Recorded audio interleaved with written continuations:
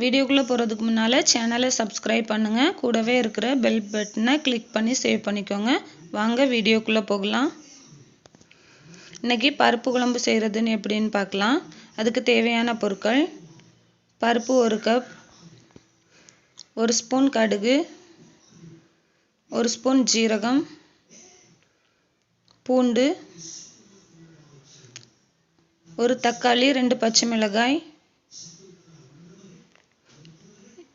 முதல்ல பருப்பை வேக வைக்கணும்.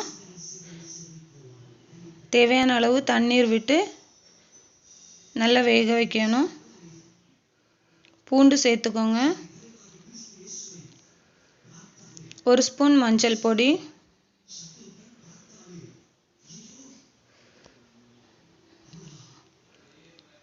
பருப்பு நல்லா வேகணும். பருப்பு நல்லா கொதிக்க ஆரம்பிச்சாச்சு. இப்போ நல்லா தண்ணி வற்றிடுச்சு. இதை மிக்ஸி ஜாரில் போட்டும் நீங்கள் அடிச்சுக்கலாம், இல்லைன்னா இப்படி கடைஞ்சி எடுத்துக்கோங்க. இப்போ கடைஞ்சி எடுத்தாச்சு. இது கூட பருப்பு குழம்புக்கு தேவையான அளவு தண்ணீர் விட்டுக்கோங்க.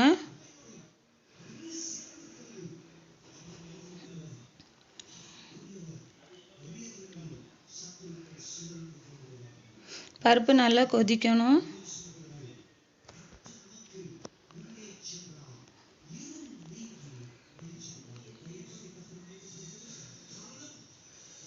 எடுத்து வச்சிருக்கிற 1 தக்காளி, 2 பச்சை மிளகாய் இதில் சேர்த்துக்கோங்க.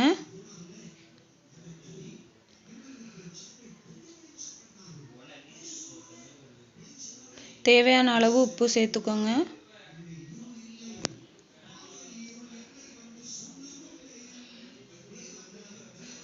நல்லா கொதிச்சு வருது.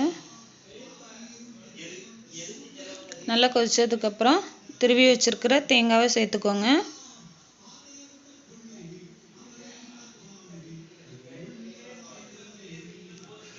பெருங்காயத்தூள் நல்லா மிக்ஸ் பண்ணி விட்டுருங்க. நல்லா கொதிக்க விடணும். இப்போ பருப்பு குழம்பு ரெடி ஆயிடுச்சு. இனி தாளிக்கிறதுக்கு என்னெல்லாம்னு பார்க்கலாம். இது நெய் எடுத்துக்கோங்க. 3 டேபிள் ஸ்பூன் நெய் எடுத்திருக்கேன். நெய் தான் பருப்பு குழம்புக்கு ரொம்ப டேஸ்ட்டாக இருக்கும், மணமாகவும் இருக்கும். 1 ஸ்பூன் கடுகு, சீரகம், 3 காய்ந்த மிளகாய், கொஞ்சம் கருவேப்பிலை. நல்லா நெய்யில் வதங்கட்டும். இப்போ ரெடி ஆயிடுச்சு. இனி பருப்பு குழம்புல இதை மிக்ஸ் பண்ணிடுங்க.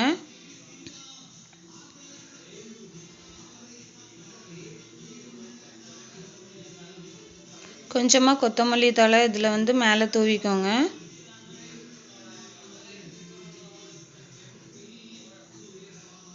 இதை நல்லா மிக்ஸ் பண்ணி விட்டுவாங்க. இப்போ ரொம்பவே சுவையான பருப்பு குழம்பு ரெடி ஆயிடுச்சு. இந்த வீடியோ உங்களுக்கு பிடிச்சிருந்துன்னா லைக், ஷேர், சப்ஸ்கிரைப் பண்ணுங்கள்.